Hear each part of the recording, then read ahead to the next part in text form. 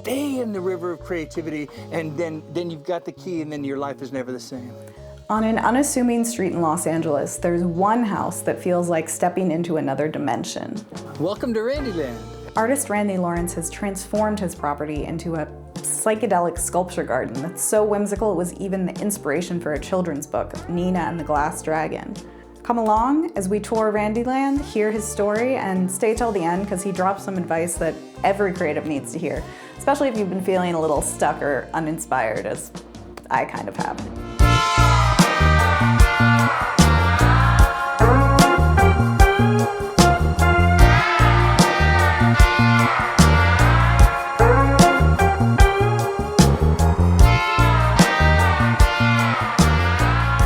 So Randy has literally been building this labor of love for decades. So I had to ask him what inspired him to create this in the first place.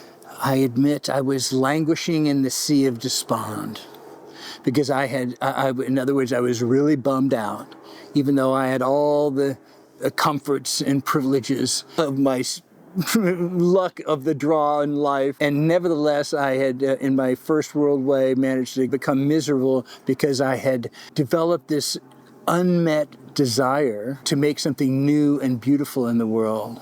And I tried different things, and I'd failed so bad, and it really made me feel terrible. And then I had a cobalt blue teardrop-shaped vessel sitting on my windowsill of my kitchen, and it was full of clear water. And I looked inside that blue bottle, and there was a tiny light, blazing pale blue light. And I looked closer, and I put on my glasses, and I put down the joint I was smoking, and I looked inside, and I saw the whole world, the San Gabriel Mountains, the 60,000 feet cumulus clouds, all shrunken and upside down, 3 inches tall. And I thought, my God, and that blazing light was the sun itself. And I thought, my God, I could make mosaics out of 1,000 shining suns.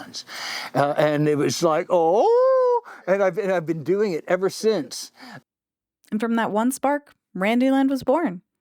And he gave us a full tour of the property. Here are a few little highlights. The sun has traveled sufficiently, so it's peeking out, and you can see a blazing sun with all those photons, pouring forth in this orb right here, which is the optical equivalent of a crystal ball, which is it's the poor man's crystal ball, a goldfish bowl full of water. And if you get close, you'll see that tree upside down, and that bright light is the sun itself. This bronze figure was made by a woman 120 years ago. You see, she has the blindfold. It's blind justice. She's the symbol of justice in America and in Western Europe. She's ordinarily holding, the scales of truth and justice, but she's put down the scales, and with her sword, and she always has a sword because that's the consequences, she's cut off the billionaires' heads because they are the source of all the squalor and inequity in the world.